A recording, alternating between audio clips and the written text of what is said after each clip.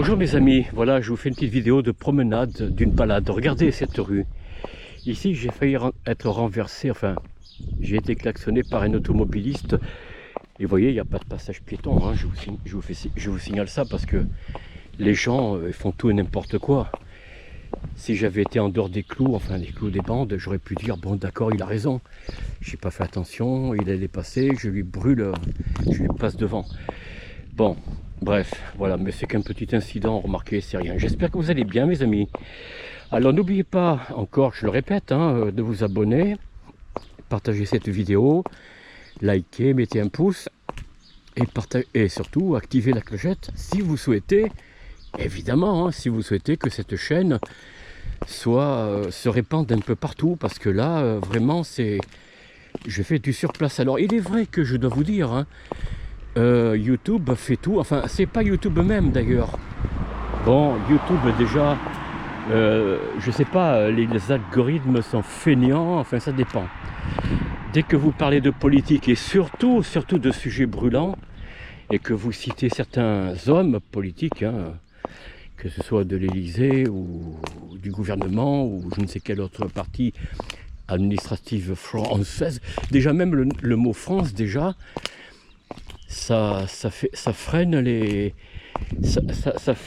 algorithmes. Oui, je sais, je vous rabâche les mêmes choses, mais qu'est-ce que vous voulez que je vous dise? Voilà, regardez le beau ciel, hein. Oh là là, c'est pas l'Italie ici, hein. Déjà, c'est même pas le sud de la France. Bon, enfin bref, bien que le sud de la France, il soit peut-être aussi pourri que le reste du pays, puisque vous savez quand la tête est pourrie, hein, le corps est malade, hein. Le corps aussi, hein. Quand la tête d'un poisson est pourrie, le corps aussi, hein.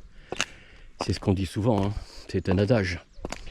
J'espère que vous allez bien mes amis. Moi ici tout va bien. Ouais, j'ai le moral, malgré que les gens sont dédaigneux dans ma ville, hein, de Vitré. Les gens sont dédaigneux. Ils se tournent pour pas vous dire bonjour, à moins qu'ils attendent que vous engagez la discussion. Parce que c'est comme ça les Français. Les Français attendent souvent, pas toujours, mais souvent, ils attendent qu'on engage la conversation pour commencer à répondre, voilà. Mais en restant toujours du côté de l'ouest, c'est-à-dire un peu ailleurs que vers le nord. Alors quand je dis que les gens sont à l'ouest, ça veut dire qu'ils sont ailleurs que dans leurs bottes, dans leur pensée, dans la pensée du pays, c'est-à-dire du mauvais état dans lequel on vit, hein, de plus en plus. Je vous rappelle que la France devient un des pays les plus dangereux d'Europe pour la sécurité.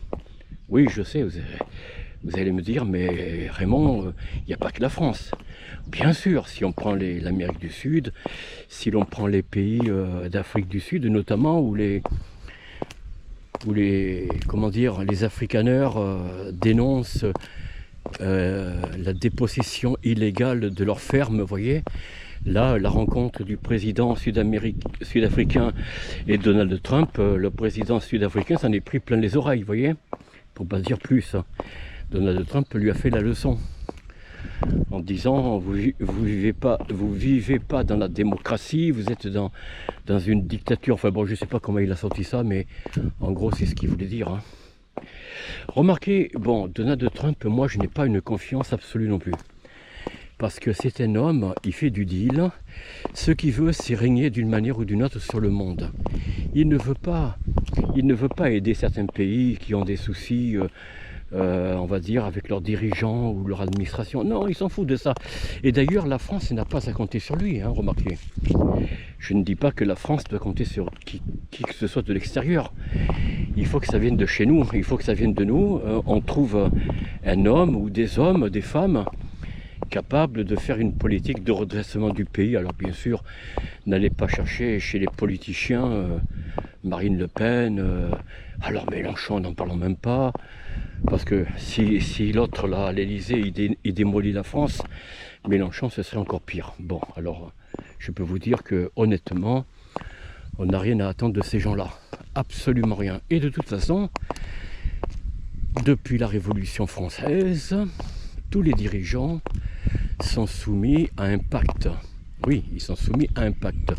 Le jeu de paume de 1788 au Champ de Mars, donc les Cordeliers, hein, ou plutôt les Jacobins, ont fait la promesse que tout homme politique devait accepter les principes de la Révolution, des idéaux des Lumières, etc., etc., etc.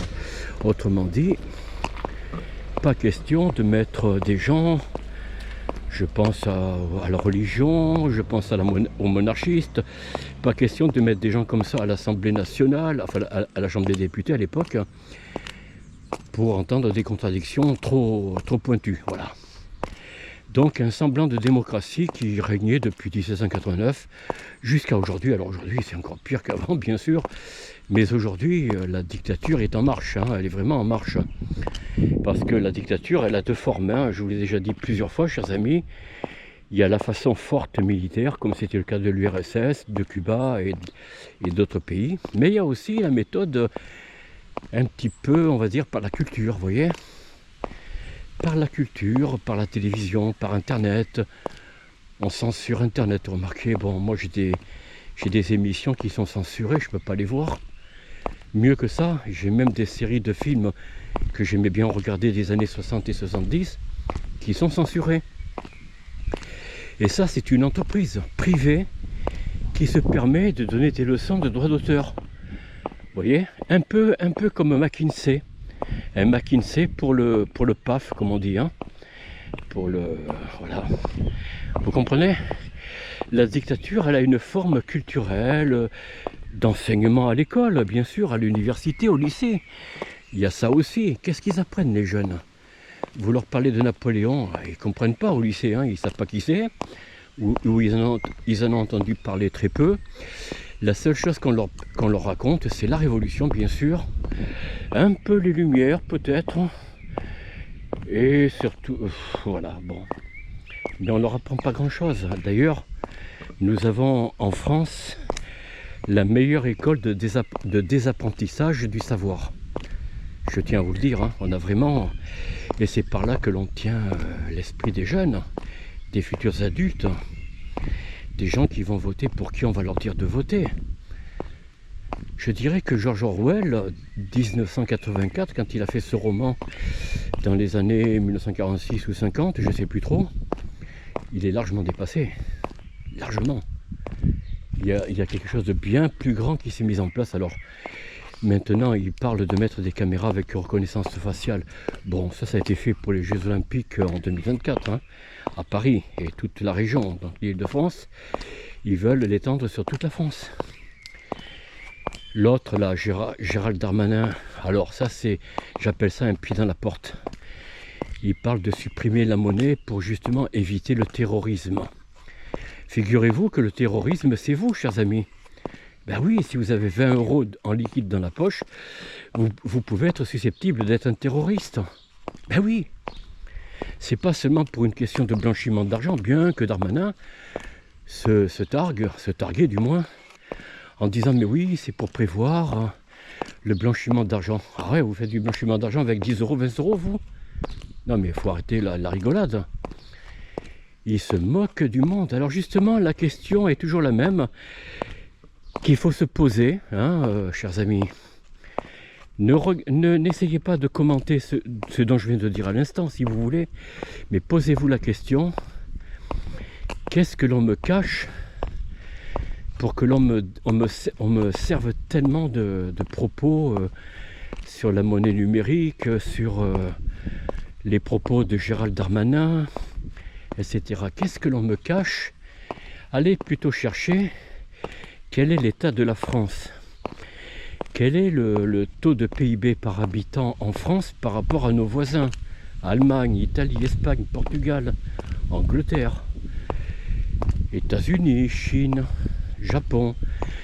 Regardez un petit peu le PIB, c'est-à-dire le taux, le pouvoir d'achat par habitant. Regardez quel est le pouvoir d'achat qui nous reste, nous, en France. Il baisse de plus en plus. Au lieu que le PIB monte, comme en Italie, moi j'ai appris tout récemment que, bon, l'Italie, évidemment, était un peu plus en difficulté que nous il y a encore quelques années. Et là, le gouvernement de Giorgia Meloni a quand même réussi à augmenter le PIB par habitant en Italie. Alors bien sûr, ils n'ont pas rattrapé la France encore, enfin peut-être que si, remarquez, peut-être que si, mais enfin dans quel état est l'Italie, hein, rappelez-vous, avec, comment il s'appelle, pas Berlusconi, mais après, oh je ne me rappelle plus son nom, il y a eu qui au gouvernement avant elle? C'était Draghi, Mario Draghi. Mario Draghi, c'est un peu l'Emmanuel Macron de l'Italie, hein, quand il était au gouvernement, il faisait un peu la même chose. Il favorisait plus l'Italie, l'Europe que l'Italie. D'ailleurs, il parlait pratiquement jamais de l'Italie. Un peu comme Macron. Macron, il se fiche de la France. Il parle de l'Europe. L'Europe, l'Europe, l'Europe, l'Europe, l'Europe. Ben, Mario Draghi, c'était un peu ça. Mais les Italiens n'en ont plus voulu. Parce qu'ils ont vu que l'Italie, le pouvoir d'achat et même la sécurité diminuait chez eux, en Italie. Alors aujourd'hui, l'Italie est devant la France pour la sécurité nationale. Alors je ne parle pas des pays du Sud, où peut-être là il y a un foyer. Bon, mais l'Italie dans son ensemble, vous êtes plus facilement en sécurité qu'en France. Alors bien sûr en France, toutes les villes et villages ne sont pas dans l'insécurité totale, c'est pas ce que je veux dire. Mais les grandes villes, Grenoble, Marseille, Paris, Saint-Denis, en Seine-Saint-Denis, ce sont des villes très dangereuses. Pourquoi? Parce qu'il y a un pouvoir d'achat qui, au milieu des fastes et des beaux sites que vous pouvez découvrir, notamment à Grenoble, hein, il y a des pistes formidables, il y a des forêts, il y a des bois, tout ça. Mais la sécurité est laissée aller à telle enseigne que le maire socialiste fait appel à l'État, au gouvernement, pour envoyer plus de renforts de police, de gendarmerie, etc. Et c'est pas ça qui va régler le problème. Entre nous, soyons honnêtes, on se fiche de nous depuis pas mal d'années. Merde, j'ai oublié le parapluie. Ah non, il était là. Excusez-moi, je parle tout seul, je crois que j'avais oublié le parapluie. Alors, ce que je voulais vous dire, chers amis, c'est que n'ayons aucune crainte. Là, j'ai appris hier, vous voyez, je vais chercher de la viande chez un commerçant. Pourtant, on ne peut pas dire que Vitré, bon, il y a quelques points en difficulté aussi, mais c'est pas Marseille, c'est pas Paris, c'est pas non plus Saint-Denis, ni Grenoble. Eh bien, il y a un des amis du boucher, un jeune, hein, très, très joyeux, très enjoué, aimant son métier. Il m'a dit qu'il avait l'un de ses meilleurs amis qui a quitté, et je n'avais rien dit hein, auparavant, il m'a dit, ah ben, il a quitté la France. Et vous avez de plus en plus de gens qui quittent la France. Que ce soit des ouvriers, des fonctionnaires, enfin ex-fonctionnaires, que ce soit des chômeurs, que ce soit des gens bon, qui ont quelques moyens quand même, hein, parce que... Et ils partent, ils quittent la France. Ils prennent leurs économies, enfin une bonne partie, parce qu'on ne peut pas tout sortir de nos banques ici en France, hein, c'est clair. Alors ils prennent une grande partie, puis ils voyagent. Ils voyagent en reconnaissance, et puis... voilà, ils s'installent ailleurs, en Europe ou ailleurs, hein, en Asie. Donc ils quittent notre pays, ils quittent la France, parce que la France devient de plus en plus invivable. Qu'en pensez-vous, chers amis? Voilà, de cette promenade, je vais vous laisser là. Je vous souhaite un bon dimanche, une belle journée. Ici, il fait pas très beau, j'espère que chez vous, il y a un peu de soleil. Parce qu'ici, le soleil, c'est un petit peu comme en Afrique la pluie, hein, vous voyez, c'est une fois par an. Ici le soleil, bon je dirais pas que c'est une fois par an, mais c'est pas courant, bien que ces derniers temps, ces dernières semaines, il a fait assez beau. Alors mes amis, soyez heureux entre amis bien sûr, mais avant tout en famille, avec vos proches, enfants, petits-enfants, parents, grands-parents pour les plus jeunes. Soyez heureux avec vos amis, vos camarades sur votre lieu de travail, etc. Portez-vous bien et on se dit à bientôt. Au revoir.